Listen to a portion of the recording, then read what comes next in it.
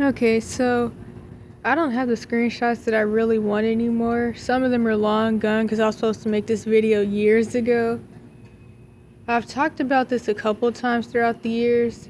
I'm pretty sure on the evidence channels, but never in the depth that I wanted to. And I don't really know what all I really have left, to be honest, that I really want to have left. Because I swear I had a video about Bebe's Kids and the truth about that movie, but I don't even know what channel that was on, and I'm pretty sure it was the evidence channels. So I'm pretty sure CPS got that deleted. But I really do want to remake or re-upload the Bebe's Kids video though. Cause like, Bebe's Kids was a, I don't know, 80s or 90s movie? Something like that. Or was it early 2000s? I don't even know. But pretty much, it was all Disney, I think. And it was about child abuse and neglect. But people normalized abuse and neglect so much that nobody actually cared or seen the movie for what it was. People see Bebe's Kids as a movie about quote-unquote bad kids. Bebe's Kids was a movie about some babies that were being starved and beat on. And they didn't have a dad and they got really attached to the stepdad boyfriend type thing. And honestly, I think the mom was a prostitute at that. But yeah, that's a summary of Bebe's Kids. But I decided to make a video that I had been saying I was gonna make for a while when I made the Bebe's Kids video on whatever channel that was. Somewhere around like 2021 or 2022. And I finally made it and I talked about the real truth of the movie. But yeah, the boyfriend was trying to show out for the mom and he took the kids to an amusement park. And the kids like had some attachment issues going on and stuff, but also due to what they were used to, they somewhat didn't really like the boyfriend at certain times because they were scared of him leaving them or doing whatever to them or doing whatever to their mom. And so that was it. But nobody gave a crap about any of that. And that's the funny thing about like people saying that they like certain media. People say they like stuff, but you like to flip around what it really means to try to cover up your own issues. You don't really like, I don't know what, man, I don't even know what to say about that. But the point of this video though, I don't even remember why I went into that, but the point of this video is gonna be about white supremacist rhetoric that's spread by people, especially with the feminist agenda, which I mean, that kind of had some white supremacist origins to it, at least in the US, but of course overall, everything that seems to be rooted in white supremacy is really just rooted in the occult, and I've talked about that before. But anywho, the idea that the gay black man is safer than the straight one. I don't have any of the screenshots that I really wish I still had for when I was supposed to make this video way back when in 1985. Because I say I'm going to make videos and then I continuously not do it. And then I forget and then things happen. Now I'm not going to lie. I don't really know if this video is going to be able to stay up or not. But I don't really know what words I really can still say or not.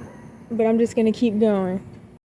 So for one, I've mentioned before plenty of times, I hope so, that the whole effeminate thug persona thing, as I like to call it, was the not even just the white men, but the Serpent seed Euros, those specific group of Europeans.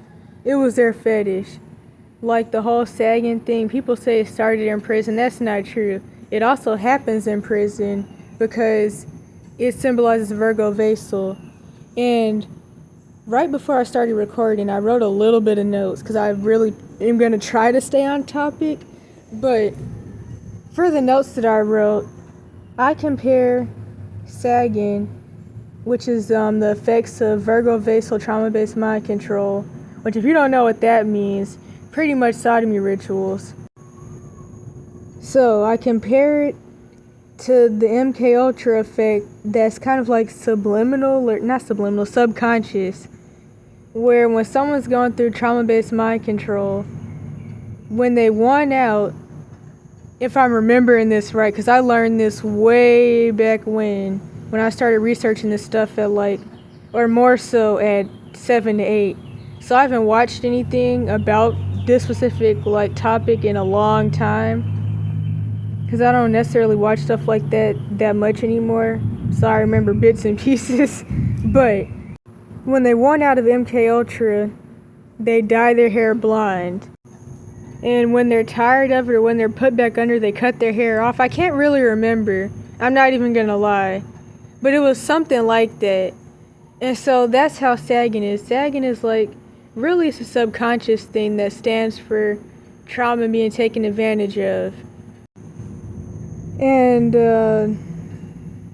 what was I saying? The hair thing is also subconscious. Now, I don't really know if this is something that they get them to do in the industry, but I can speak on an individual level. Because since I was in the Cash for Kids system and just had a Jezebelic family system in general, and I consider myself an escapee of the Cash for Kids system, my older enabler sister, not my older enabler sister, that's not what I meant to say, my older scapegoat sister, the one that they eventually drove crazy with gaslighting and manipulation, this actually happened to her. Somewhere in her, I don't know, late teens, mid-teens, early 20s, I don't even know. But honestly, I can't even say that because she did this multiple times throughout her life. There were a lot of points in time where due to the trauma and the individual trauma-based mind control, the trauma-based mind control on the individual level, there we go. Try number 75. So due to that, she would dye her hair blonde and then she'd cut her hair off. So she'd be blonde, then she'd go bald again. Then she'd be blonde, then she'd go bald again. And this is actually really common for people in these types of abuse situations. I know somebody who just told me earlier that, how do I even summarize this? Somebody they used to know who drugged them down the path of chasing chomos for validation when they were about, 11, has this same thing going on where when certain things get bad in their life or just due to their trauma and different issues they have going on, they'll cut all their hair off and go bald.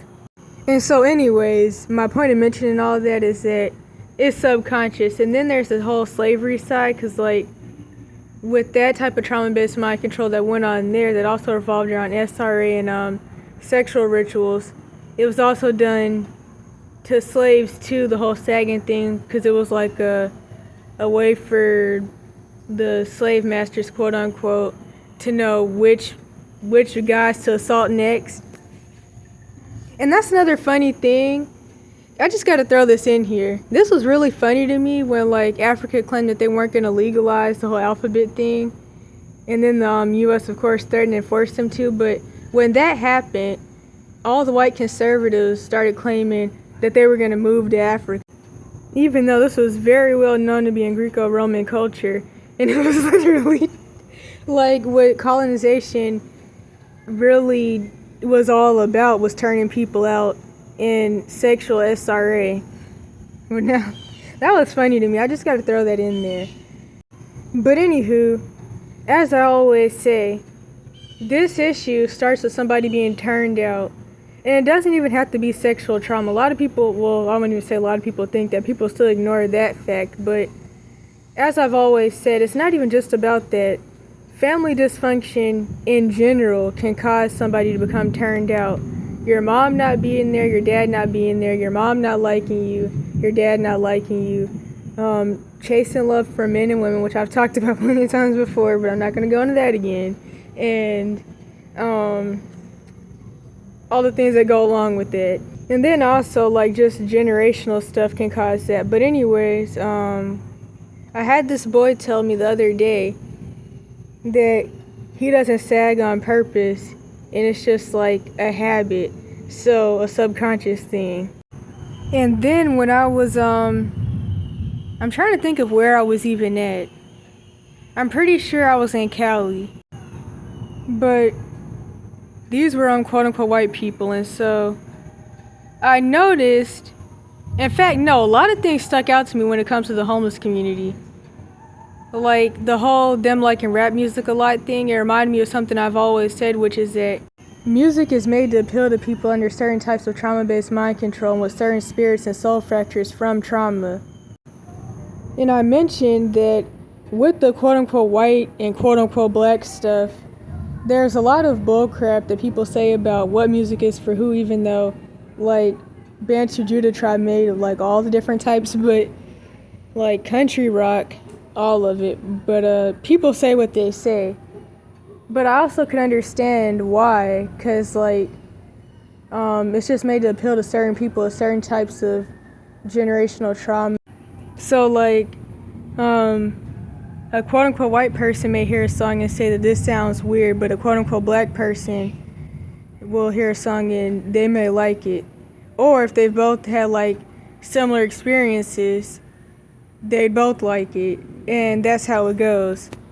And I noticed that like the homeless quote-unquote white people with substance use issues, and even ones that aren't homeless but like have substance use issues, because of course what they never want to admit is that they do more drugs statistically.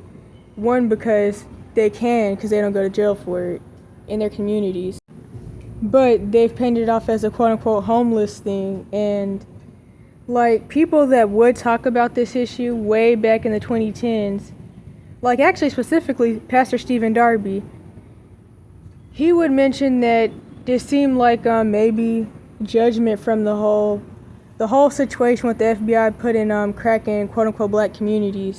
But anyways, I've noticed that with that specific sector, obviously they're doing those things and they have the stuff going on that they do because of trauma and family issues. And I noticed that they like gangster rap specifically. In fact, there was this one time where like these two quote-unquote white dudes were arguing about who was a real street nigger. And one dude was like, I was born and raised in Santa Cruz, and I've been in these streets, nigger, and you don't know some. But anywho, what I was originally gonna say was that when I was in Cali, this lady got into an argument with her boyfriend or whatever, and she was like, dude, pull up your pants, you look like a rape victim, nobody wants to see that, your mom doesn't want to see it, I don't want to see it, the children don't want to see it.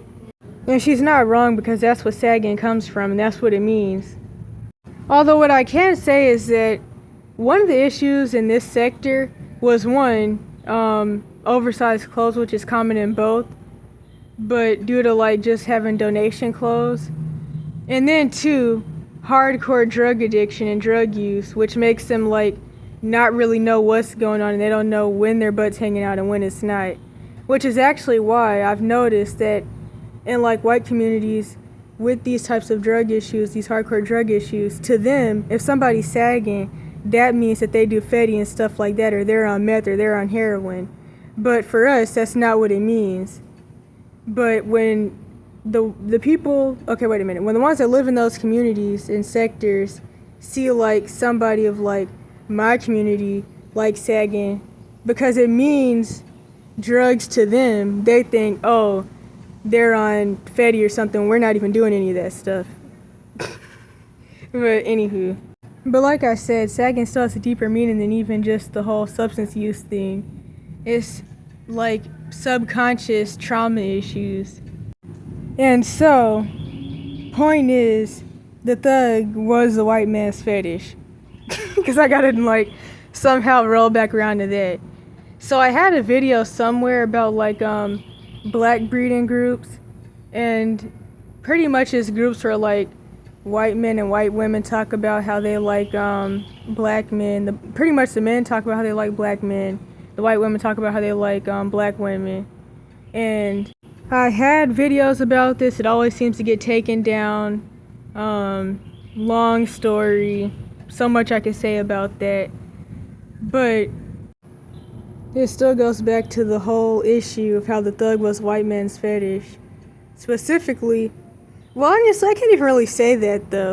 Because like I was about to say specifically the serpent seed euros, but it's like so many quote-unquote white people still identify with them, like their history from William Shakespeare to all the presidents till now, all those people are serpent seed. And it's like, as I always mention, quote unquote white people, the lower level Caucasians, always claim their history as their own, but some of them, a small sector of them, don't claim them. And I've mentioned before that, for one, lower level Caucasians really feel mad at the ones at the top that actually own everything and run everything and actually have all the money.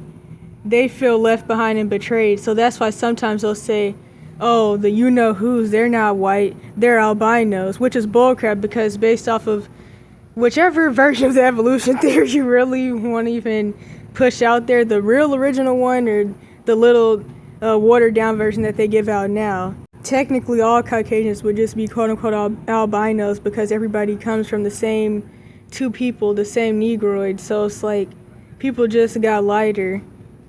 And melanated women have the mitochondrial Eve gene, so they can have babies of any color. So, and then there's the white people of the Christian church, which will love these specific group of Europeans and send millions of dollars to them, and don't even know that these specific group of Europeans don't even like most white people, quote unquote.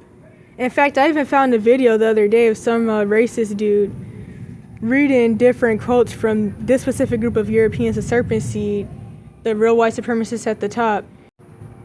And so, in these quotes, this specific group of people were talking about how they want to get rid of the white race and how they want to wipe out all quote-unquote white people, even though they are Caucasians and Europeans themselves. But what it really is that they don't like lower-level Caucasians. Or like how the lower-level Caucasians that don't claim to be the you-know-who's that are running around Northeast Africa and the Middle East claiming to be the people. The lower level Caucasians that never will tell you that they're the word that starts with J. They'll still claim the slave trade and all that history and put up the Confederate flags. Yet, the you-know-who's that are all dying from melanoma actually ran the slave trades and owned the ships, and the pagan Roman Catholic Church helped them. Yet, of course, the fake you-know-who's also claim that the pagan Roman Catholic Church doesn't like them. But I'm not going to go into that because that's not even what this video is about. But I still have to say, it's hard to differentiate the two due to these things right here. In fact, the serpent seed, they actually made the whole race theory, evolution theory. They even made up the whole construct of being white, and they ran the whole Renaissance thing, which revolved around doing away with real history. Like, different Europeans literally gave up their whole ethnic identity to come to America and be quote-unquote white. But still, in the end, these people are British, French, Italian, Russian, German, Swedish, Irish, English, Roman descent, which is still the Italian, because Greco-Roman, Italian, Spanish, not Mexican, actual Spanish like the European ones, Ukrainian, Turkish, etc., different European groups. In fact, that's what a lot of the Russian and Ukrainian stuff is about, because really they're fighting over these Europeans leaving the lands that they're running around that they shouldn't be in and going back to Russia, Germany, Ukraine, stuff like that. That's what they're fighting about, actually. So really what they're saying is, guys, we're not black anymore, we're not Middle Eastern anymore, let us back home before the bombs start dropping. That's what all that stuff was really about. But that has nothing to do with what I'm supposed to be talking about. This is going to have two parts because I was all over the place. But look up Jimmy Iovine. I'm trying to think of who else. Jimmy Iovine is the first dude that comes to mind. But people like him, obviously Serpent because they run the music industry and really everything. So he's a dude that everybody has to sleep with. All the quote-unquote black dudes have to sleep with to get anywhere. At least for, I can't remember which record label.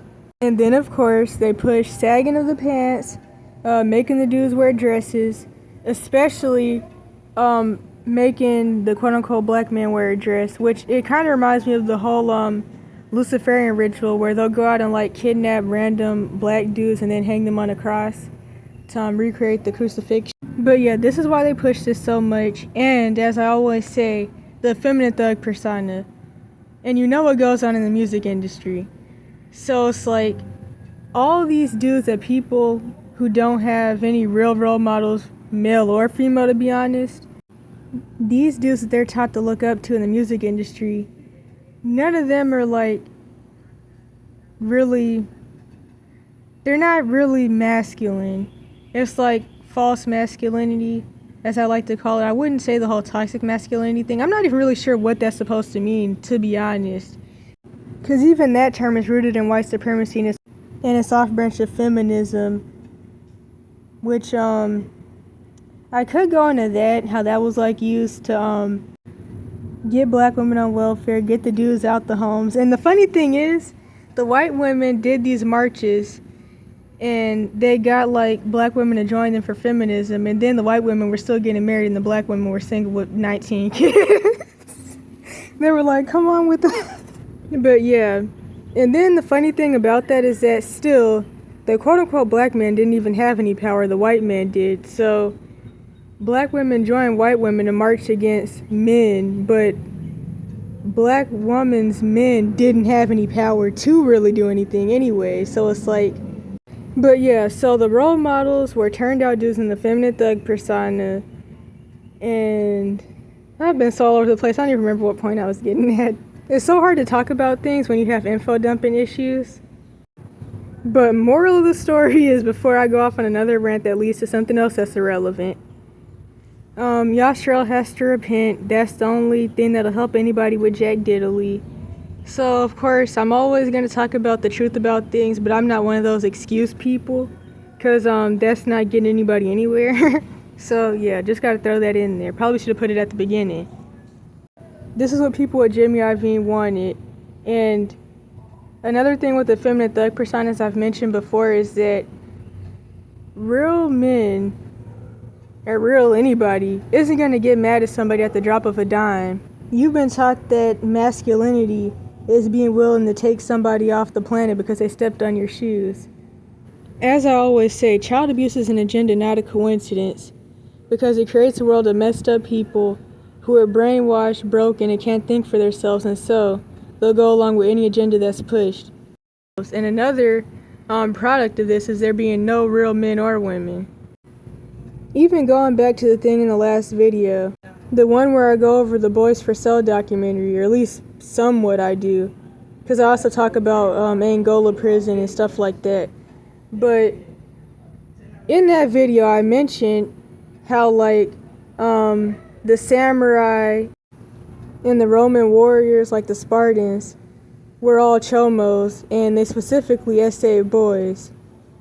I even mentioned how that's where the term mentor / tormentor had came about, because being turned out or on the down low, as people call it today, isn't about what people necessarily think is being quote unquote effeminate, because they were warriors, but they did this stuff. And they also had wives, which is another thing, because like, just like how I'm in the Islam or Muslim community, they like have wives, but they still essay boys and girls and get with men, but they don't call it being a chomo, and they don't call it being gay. And some people say that they don't have a word for it, or they're pretty much like, if you have a wife, then you're straight no matter what you do, and you're not a pedo, you're not anything else because you have a wife. So, and it's interesting because just like was mentioned in that video, and like I've mentioned a lot throughout the years, I'm pretty sure, chomo dudes commonly have wives or girlfriends. Just like how chomo women commonly have, they commonly have whatever in the world, boyfriend, girlfriend, whatever, but they commonly like have a husband. But people like, it's really like a forefront, but apparently certain cultures, I don't know. It's just really hard to explain and like wrap my head around. In fact, when I was younger, I came across something. So this was on Facebook. This was a long time ago, way back in the day. Way back in the day. And so I seen this dude on Facebook, and I was really just scrolling through stuff. Probably shouldn't have been, but I was scrolling through stuff, no clue who the person was. And so he had pictures with his wife, but then like eventually I found something on some dude's page, and he was on there naked with a thong on with the dude. And so yeah, and I just found that. And this is why being avoidant attachment style and dismissive avoidant can pay off in the end. I'm not even gonna lie, I'm kind of mad because I've been so all over the place that like I might as well title this something else. So yeah, nothing is masculine or manly about running around getting mad at people over any and everything because of like being mad at somebody else. But I also get that like this is a family issue, of course, because for one, boys are always taught that they can't cry and stuff. And one of the things about the feminist agenda, one of the worst things about it to me, is how it affects young boys that haven't done anything to anybody. That's what I hate the most about it. And as I always say, misogyny and feminism are both anti-youth. Both of them are about taking out the kids and pro-child abuse and stuff like that. So they're both bullcrap for many reasons. I hate how feminism has made boys that are being essayed themselves the perpetrator or the bad guy.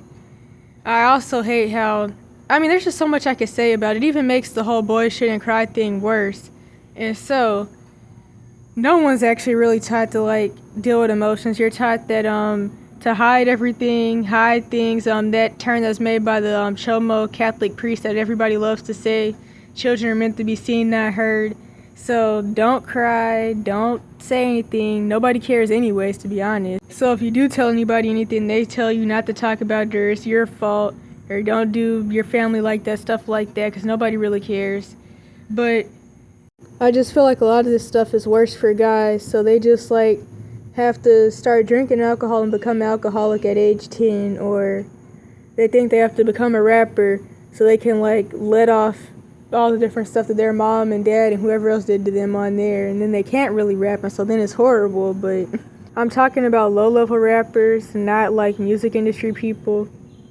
But then they're singing about how their Jezebelic mom used to tell them that she hates men and never become a man, and how they would like beat on them and break their game systems and stuff like that. But it reminds me of a documentary I seen, which was about I'm not even sure if they were trans or if they were just like lesbians or whatever, but they had a baby made in like a lab or through sperm donor or something. Can't really remember, but the baby was a boy. They were mad that the baby was a boy. They were talking about how they hated men, how all men were predators, because of course the reason that they're in the situation they're in the quote-unquote relationship they're in, is because they're turned out from their own trauma, and instead of like people dealing with the trauma, they're taught to just like carry out trauma symptoms. But anywho, so they're scared of men, so they're dating each other, and they hate their son because they hate men. They're scared of men because they both been assaulted and probably didn't have a dad or he was abusive, so they weren't going to let the baby become a man or be a boy or any of that. So that means that the baby's about to go through all types of sexual abuse,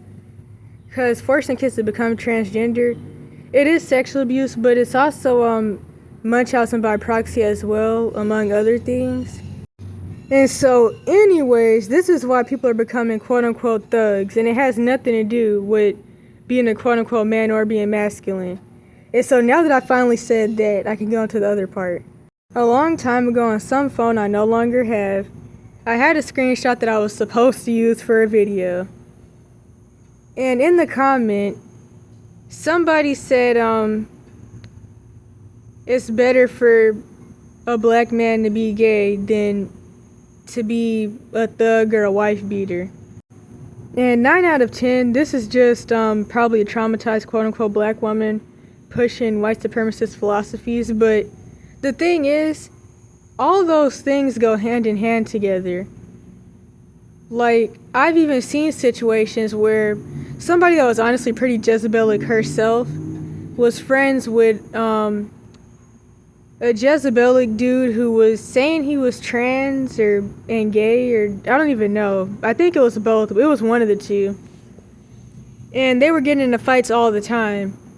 And for one, this also like is tied to the whole thing of being Jezebelic and then the peacock spirit. So like they have to be seen, and they have to like push all the problematic Jezebelic traits that are seen in quote-unquote white Karens, and also especially with the stereotype of the angry black woman or the ghetto black woman, which is the Jezebel spirit, just like with the white Karens. It's all the Jezebel spirit, which I talk about and show clips of at the end of one video that's about why religious organizations, no, something about religious organizations and whoopings, something like that. I'll put it in the description. But anyways, due to the spirit and them copying their mom pretty much, they have a lot of like fight me right now type actions. I don't even know how to say it. And so, point is, they're jealous of women because they want to be a woman, or they think they are a woman because they've been through the same trauma that society says only happens to women, even though, even historically, it's known that it happens to boys as well. And in certain circumstances, it's done to boys that are aged 10 to 12, or 10 to 16, or 7 to 5 to 8 more. Which I'll say again, research NAMBLA. Or going back to that whole Aleister Crowley comment, which is rooted in white supremacy, because it doesn't actually benefit anybody. Quote unquote, the most suitable victim is a white male that's 8 years old, of the most perfect intelligence. I think I quoted it right now. So this also goes into the whole down low thing, which the feminine thug persona is what it is, and so commonly guys that are walking around with their butts out and who are in the thug stuff are down low anyways. And so these are the wife beaters, is the point I'm getting at. These are the wife beaters because they don't really like women and they really want to be the woman that they're with. They're mad because, one, they don't really want to be with the woman that they're with. They'd rather be with a man. So to try this again, it's well known these days, at least to some, that Jezebelic dudes, or what's now called the quote-unquote narcissists, more often struggle with many types of perversion, and they're commonly on the down low. This is why quote-unquote narcissistic men, they're mean to their wives. What else was I going to say? Also, they commonly get with Jezebelic women who are quote-unquote manly and controlling, as they like to say, when two narcs get together. Man, I used to have to hear about that crap all the time, but I'm not even going to go into that. So, what was I saying? Oh, yeah, they get with Jezebelic women that are quote-unquote manly and controlling to try to, like, mimic them being with another man, and they're mean to their women, and they get with multiple different women because, one, they just have a lot of issues due to their trauma, attachment issues, sexual trauma issues, and they treat women like crap because they don't really like them anyways, and they really want to be one, and they hate them. In fact, when I seen this comment way back when, a few years ago, I think I started off by saying that the opposite of being gay isn't being a thug, and those things actually kind of go hand in hand anyways, and the opposite of being gay isn't being violent. And this even reminds me of this thing with the documentary that I kind of talked about in the last video, where like they were trying to make it seem like these dudes who liked men were straight. They also were trying to make it seem like these dudes who liked boys were straight and not chomos. And Nova from Softwhite Underbelly, I mention her pretty often. So she has a YouTube channel. I wouldn't advise going there, but I remember under one of her videos from like a while ago, somebody commented she needs real men in her life, or she needs a real man in her life. And then somebody said all the real men are sleeping with her. But the thing is, real men aren't essaying kids.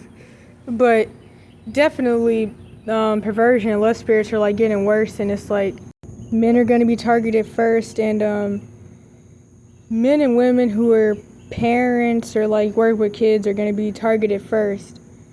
And then of course there's the whole issue of like how everybody's raised in corn imagery, which is why the real pandemic is childhood corn addiction and of course abuse in general. Okay, so symbology. A gay black dude, quote unquote, and a gay white dude, quote unquote, who also looks like he's in the Serpent bloodline.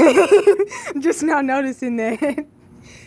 The symbology is that they supposedly can raise a well-rounded, smart, quote unquote, black boy, specifically a Judah tribe Bantu, better than a quote unquote black man and a quote unquote black woman. A dog can raise A dog with green eyes that looks like he's let me not even go there, but to simplify and not talk about all of what I see really when it comes to like genetics here, a dog can raise a human better than people can raise a human. And this makes you think about the whole anti-humanism, pro-transhumanism. And I really wanted to talk about the whole Dogman movie and Dogman books and how like it talks about not just transhumanism, but like people literally cutting somebody in half while they're like alive to make them transhuman. And people like just let their kids watch and read that stuff. But yeah.